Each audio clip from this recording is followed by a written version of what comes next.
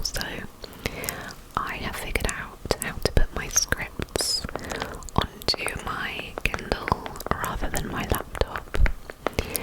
In the last video, I felt like my laptop was making too much noise in the background, so I wanted something else I could put my scripts on, and I thought to myself, can I put Word documents onto my Kindle?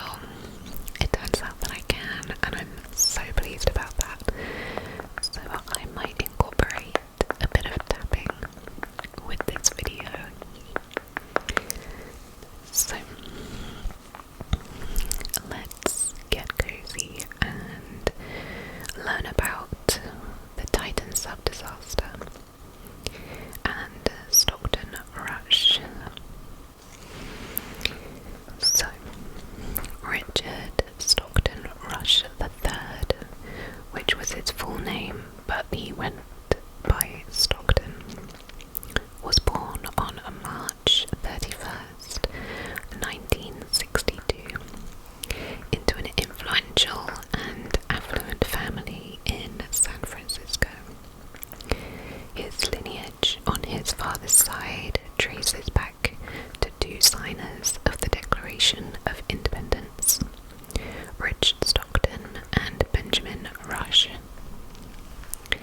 By the late 1800s, men in the family had begun combining the names Stockton and Rush, a tradition solidified by Stockton's grandfather, Richard Stockton Rush Sr.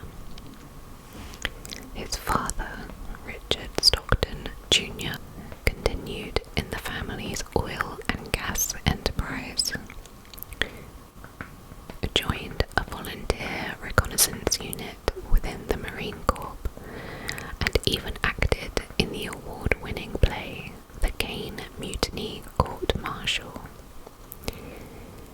He later served as Vice President and then President-elect of the exclusive Bohemian Club, the private organization that manages the renowned Bohemian Grove retreat in the California Redwoods.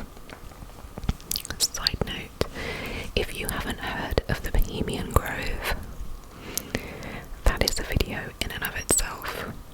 It's basically a large gathering of politicians and extremely influential billionaires, and they all gather at this Bohemian Grove, I think maybe once a year, or maybe once every couple of years, and they have this really strange gathering where they have a huge owl statue, and they put on what looks like a ritual, but I think the members claim it's a play, but it's always the same, and it's just very suspicious what they're getting up to at this retreat. But yeah, just to give you a little background, that's what the Bohemian Grove is. It's a meeting of very powerful people, and it's weird and bizarre.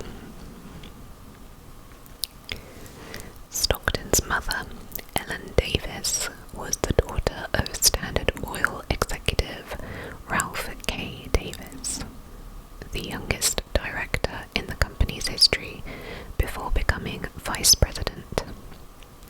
Wealth, status, and generational expectations surrounded Stockton from birth. Growing up, Stockton aimed to become a notable figure in his family's long historical narrative. As a child, he idolized astronauts and dreamed of becoming a Captain Kirk-type explorer. Since he wanted to join the astronaut corps, Rush pursued aviation first. According to the New York Times, he became the youngest pilot in the world to hold a jet transport rating. He was soon accepted into Princeton University, stating on his application that he planned to become an astronaut. His eyesight, however, prevented him from qualifying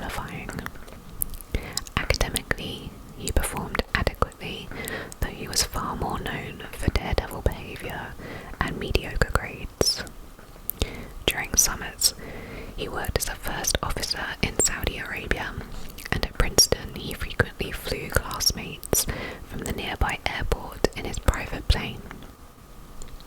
In April of 1981, Rush spontaneously flew several fellow students, including his classmate David Siebert, to Cape Canaveral to watch the launch of the Space Shuttle Columbia. Siebert remembered Stockton staying remarkably calm while piloting them home through quite bad turbulence. While he was in college, Stockton met Wendy Wheel, who also descended from extreme generational wealth. Her great-grandparents, Isidore and Ida Strauss, were co-founders of the business conglomerate that led to Macy's, and they were among the richest passengers aboard the RMS Titanic. The couple died in the sinking, choosing to remain together rather than board a lifeboat separately. Isidore's body was recovered, but Ida's never was. Stockton graduated from Princeton in 1984 with a degree in aerospace engineering and married Wendy in 1986. He briefly worked at McDonnell Douglas as a flight test engineer on the F-15 program, though his work involved testing rather than designing aircraft. Despite later being promoted publicly as an accomplished aerospace engineer, his professional experience in the field was minimal. In 1987, he entered UC Berkeley's 2-year MBA program and completed it in 1989. Afterward, he moved into venture capitalism, using inherited wealth to partner with Peregrine Partners and invest in early tech startups. Later that year, he relocated to Washington State to run remote control technology. Rush claimed he built his own experimental airplane during this time, but it was actually a kit-built aircraft rather than a fully custom creation. Apparently you can buy like kit planes that you can put together yourself, so he didn't build a plane, he bought a kit that other people can also buy. Over the next 2 decades, he developed an interest in scuba diving in Puget Sound and became increasingly fascinated with deep-sea environments. By 2017, during a talk at the Explorers Club, he said he realized that the alien-like life he once hoped to find in outer space already existed here beneath the ocean. In 2006, after taking his first submersible excursion off British Columbia, Rush became enthralled by deep-sea vessels. He attempted to buy his own, but learned there were fewer than 100 privately owned submersibles worldwide. He eventually purchased a build-it-yourself kit from London, based on plans designed by a retired US Navy submarine commander. Unfortunately, the sub could descend to only 33 feet, which was far shallower than he wanted to go. At the same time, ultra-wealthy entrepreneurs like Elon Musk and Richard Branson were announcing private ventures into space, and Rush often commented on competing with these kinds of men, once quipping about the big egos everywhere. But rather than joining the push towards space, he decided deep-sea tourism would be his own frontier because it was cheaper, less crowded, and still massively unclaimed commercially. He founded Ocean Gate in 2009 with venture capitalist Guillermo Lane. I'm probably pronouncing that incorrectly. The company initially operated from Everett, Washington, offering research missions around the Pacific Northwest. That same year, Rush bought Antipodes, a sub built in 1973 and rated to 1,000 feet. OceanGate later acquired the Cyclops 1, which was built with emergence materials such as steel, titanium, and acrylic. Stockton began shifting from pure research towards the idea of profitable tourism. He frequently said, quote, "Accessibility is ownership," referring to the power of reaching places no one else could. The Cyclops 1 had large viewing ports and space for 5 passengers, but Rush quickly realised that true commercial success required taking people to the most iconic shipwreck on Earth, the RMS Titanic. At that time, only 4 submersibles worldwide could reach its depth, which is about 2.4 miles beneath the North Atlantic Ocean. Buying one of these vessels was impossible for him financially, so he aimed to build one. But using traditional titanium or steel for a full-depth submarine would require years, millions of dollars, and extensive third-party certification, which were steps that Stockton wanted to avoid. Remembering carbon fibre from his aerospace courses, he explored using it as the primary hull material. Whilst carbon fibre performs well resisting internal pressure, such as on an aircraft, it was untested for resisting external pressure at extreme depths. In 2013, OceanGate briefly partnered with the University of Washington's Applied Physics Lab on a $5 million contract to help develop the new submersible. The relationship soured after only $65,000 of work, and nothing from APL ended up on the finished sub. Boeing research and technology engineers Mark Negley and William Koch also created a 70-page design study for the vessel. Boeing later publicly distanced itself from OceanGate, but the design document had been delivered.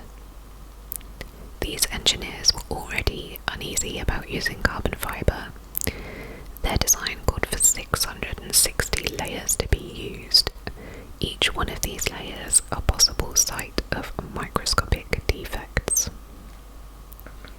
In 2015, Rush hired Spencer Composites to build the hull, beginning with scale models rated for 6,000 meters, which is 2,000 more than necessary to reach the Titanic. And the results were troubling. The tests they ran in June of 2015 for the full carbon fibre model imploded at 3,000 meters depth. And again in March of 2016, another model imploded at 3,000 meters. And on the 4th test, the model reached 4,500 meters before violently imploding, which is just barely deeper than the Titanic's depth. Despite earlier promises to perform long cycle testing, none occurred. Instead, Stockton and Spencer built the full-size hull based on the model that failed at 4,500 meters, so even though it failed terribly, he was just like, oh, we'll use that anyway.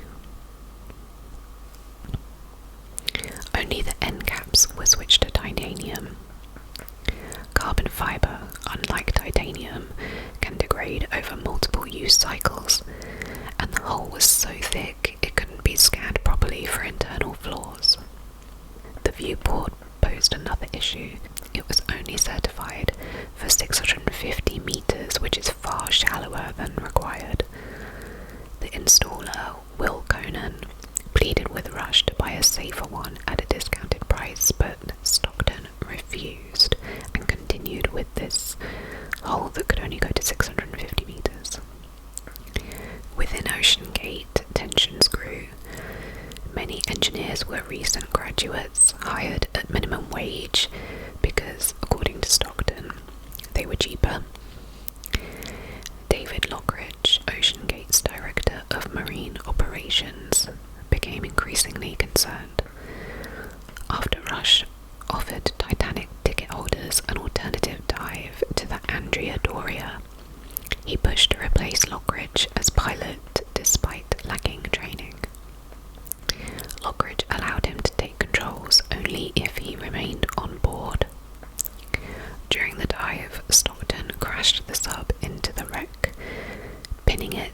until Lockridge took over using the now infamous Logitech controller. Lockridge later submitted a 27-item safety report flagging potentially fatal flaws, including the hull, O-rings, and the bolted-on pressure dome. Rush fired him the next day for pointing out the flaws in his submersible. Lockridge filed a complaint with Occupational Safety and Health Administration and was sued by OceanGate. He countersued, but eventually dropped the case because of legal costs. By March of 2018, Lockridge and more than 30 submersible experts signed a letter urging OceanGate to have the vessel independently certified. Stockton made a brief attempt in 2017, but withdrew when he learned the process would cost around $50,000 and take years, which is time and money that he didn't have. Stockton wrote back, accusing industry veterans of using safety as a way to block innovation, claiming the Titan systems were beyond anything currently in use, which was a complete lie. Engineer Mark Negley emailed Stockton days later, warning, "You are at risk of a major failure at or before 4,000 meters. We do not believe you have any safety margin." He attached a graph predicting the implosion point, where it was marked with a skull and crossbones. And yet, Stockton paid no attention to this letter or graph. And I should also note here that Stockton's colleagues described him as psychopathic, narcissistic, and egotistical. He gave the impression that he only really cared about making money and a name for himself, and he was willing to cut corners in order to achieve his goals. Which is just so crazy. How can you even think about cutting corners on a submarine? OceanGate began test dives near Marsh Harbour in the Bahamas. The vessel repeatedly emitted troubling, cracking, and popping noises.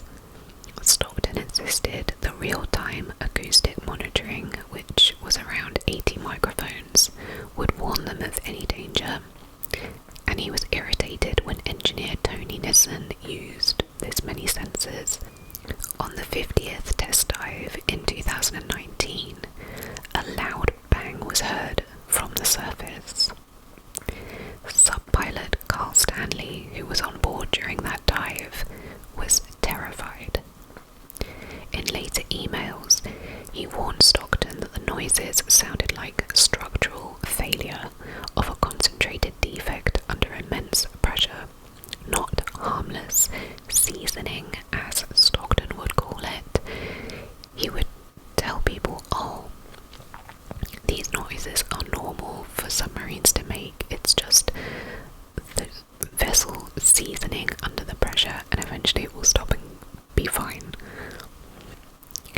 Unbeknownst to Carl, acoustic sensors detected a major crack, and OceanGate replaced the entire hull in secret, salvaging titanium end caps from the previous Cyclops vessel. And the new Titan was shipped to Newfoundland for passenger dives. In early 2023, dives were cancelled due to bad weather, but on June 18th of 2023, dive number 88 offered ideal conditions. At 9:14 a.m, the Titan began its descent, with passengers Stockton Rush, Paul Henry Nargile, not sure I'm pronouncing that correctly, Hamish Harding, Shasta Daywood, and Solomon Daywood, who was only 19 years old. And they had all paid, I think it was around $250,000 each, to go on this dive to see the Titanic. At 10:47 a.m, about 3,346 meters down, which is roughly 3/4 of the way to the Titanic, sub sent its final communication to the support vessel, the Polar Prince. Around this time, Stockton's wife Wendy, who was listening from the surface on the Polar Prince, heard a noise resembling a heavy door slamming.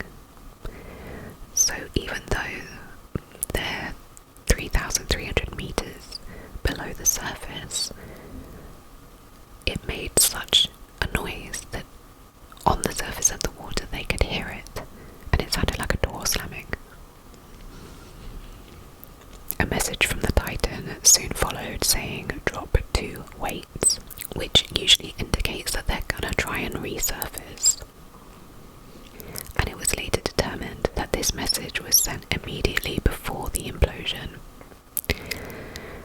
At Titanic depths, the external pressure is like placing an aircraft carrier that weighs around 100,000 tons on top of the sub. The implosion would have been instantaneous, destroying the vessel and everyone inside in a matter of not even a second, and it would leave only fragments behind, such as clothing scraps, stickers, and Stockton's pen. It's likely that the passengers heard the warning sounds, you know, those pops and cracks of the carbon fibre layers fracturing, which must have been so scary to hear when you're so far down below the surface. But their deaths would have been immediate. Like, apparently implosions below the surface of a submarine happen so fast that the brain doesn't even have time to comprehend anything. Like, 1 second you're there, the next you're gone, and you just would never know anything about it. So I guess that's some kind of consolation, but I just hope they didn't have an inkling of what was to come. Hours after communication was lost, the Polar Prince alerted the US and Canadian authorities, and the massive international search began on June 18th. 4 days later, a remote-operated vehicle launched from the Horizon Arctic and found Titan's tail cone roughly 1,600 feet from the Titanic's bow. Additional debris confirmed a catastrophic loss of the pressure chamber. Evidence later suggested the Coast Guard suspected implosion on the first day, but waited for debris confirmation. Paul Henry Nargelet's family filed a wrongful death lawsuit, but the infamous waiver, mentioning the risk of death 4 times on the first page, made legal success unlikely unless criminal negligence could be proven. And 2 major revelations followed. Carl Stanley testified that Stockton expected the sub to fail as early as dive 80 based on acoustic data, and that he had been under immense pressure from investors. He even claimed that Stockton knowingly went on the final dive despite expecting an implosion. That's just his opinion. But yeah, his friend, colleague, claims that Stockton knew that this was going to happen eventually, and because he was under so much pressure from investors that he just, I think he just deluded himself into thinking that it will be fine, because I can't imagine he really went down there knowing that this was going to be his last time, and take people with him. If he did know that and took people with him, then that's absolutely insane. But I can't see that being the case. I think he just felt pressured and, like I said, deluded himself into thinking everything will be fine. The US Coast Guard concluded that the disaster was preventable, citing critically flawed safety practices and stating that if Stockton had lived, he likely would have faced criminal charges. And if you look up OceanGate's website now, it's just a black screen and it says OceanGate, all commercial and exploration activities have been suspended. So it's unknown if OceanGate has completely ceased trading, or if they're just kind of taking a step back and will the future. But yeah, this is just such a sad case because it was preventable. There was no need for any of them to go down on that sub. But because it sounds to me like pressure from investors made Stockton think that cutting corners was a good idea. I don't know who in their right mind thinks cutting corners for building a submarine is a good idea. That's just unbelievable to me. It needs to be the safest thing if you're going underwater that far. Like, I honestly, I mean, I know you're under pressure and everything, but my goodness, if you don't feel it's safe, just don't go ahead with it. Screw the investors. And also, shame on the investors if they were putting that much pressure on him, because, you know, pressure does mean that people get stressed, and if you're stressed, you're not going to make good decisions. So, yeah, any investors that put so much pressure on someone for building something like a submarine or a rocket should be ashamed of themselves, because they should know that rigorous safety tests need to be taken, and that can take a lot of time. So hopefully people learn from this that you should not cut corners when it comes to building any vehicle, really. They should be certified and have gone through rigorous testing, because yeah, we don't want to end up with another situation like this happening. I just hope and pray that the passengers weren't freaking out hearing all those sounds. I kind of hope that Stockton was telling them that don't worry, it's just seasoning, even though that's a load of rubbish. I hope he was telling them that and putting them at ease, because then at least, you know, maybe they weren't panicking too much.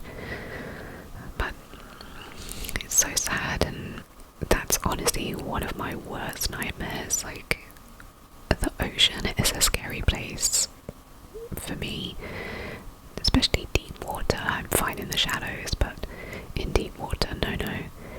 And also, I have that phobia. What's that name? I forget the name of it, where you don't like seeing man-made objects under the water. It freaks me out, so I would never want to go and see the Titanic. That would freak me out. But also, I just would never go in a submarine, because no, we're not designed to be underwater. But anyway, thank you so much for listening, and I hope you enjoyed this video. Happy December, and sleep